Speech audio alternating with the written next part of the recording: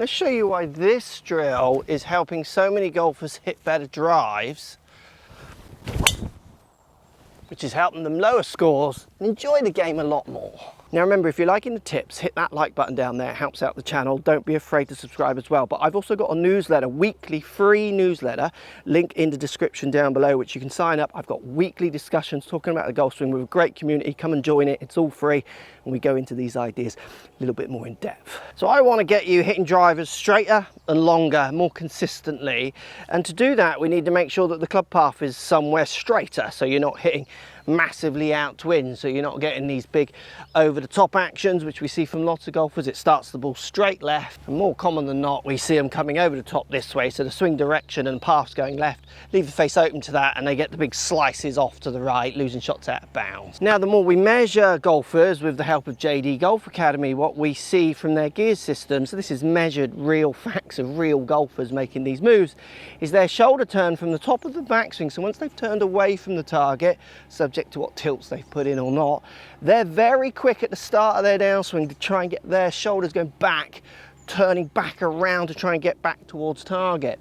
And what we see with amateurs is we see a big quick early turn from the top, and then their shoulders kind of stall, and then their arms start to come in, and we get the horrible impacts and the horrible shots. So you can't strike the ball, you can't hit it on the direction you want to hit it, and you're going to increase curvature probably through missed strikes, poor face control and poor club paths. So the reason this drill works so well is it gets rid of the early shoulder let go, stall, bang, oops, ouchy kind of drives. So simply stand next to a ball. I'm not going to hit this ball, I'm just the side of it, and I'm going to get the club head opposite my lead toe.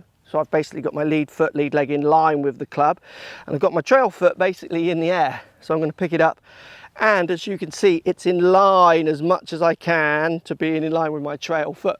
So a little bit of support, but it's certainly not out here giving me width for stance, those kind of ideas. And what this does is it sets me closed with my upper body, turned away from the target, and it makes it really hard to start with my upper body. As you can see, what happens is it stalls the opening of the shoulders as we start the downswing. It stalls that fast opening that we see from amateurs that chucks that club on that poor direction. Now there's a second element to this swing as well that's really going to help you. So it's not only that we delay the shoulder rotation back that way as we start the downswing, which is going to allow us to set that club or you a little bit more kind of here. So rather than feeling like you have to get here, turn, and then what people do is they feel like they have to lay the club down. That's because if your shoulders run away, it's going this way. So yeah, you would have to do that to try and do it now. Oh, we get in some messes there. So if you're that golfer who's watched all the YouTube videos and people tend to lay the club down and you think, well, I try that and I hit it worse, that's why. The other standout element we see from the Tour Pros is not only do they delay that rotation, they're not quick to get out the gate with the rotation, where they are actually quite quick with their arms as they start down, so the handle moves really fast here.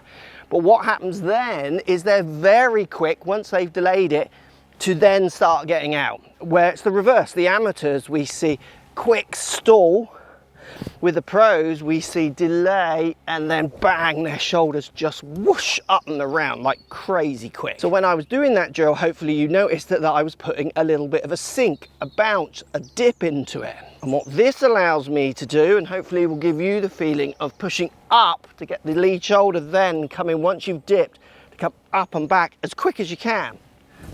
Because we need these shoulders delayed to then speeding up. That's what's going to allow that energy to get out to the club. We don't want you just delaying and then delaying again, because you're just going to crash even worse. So we need the delay. This is why this drill is really helping students.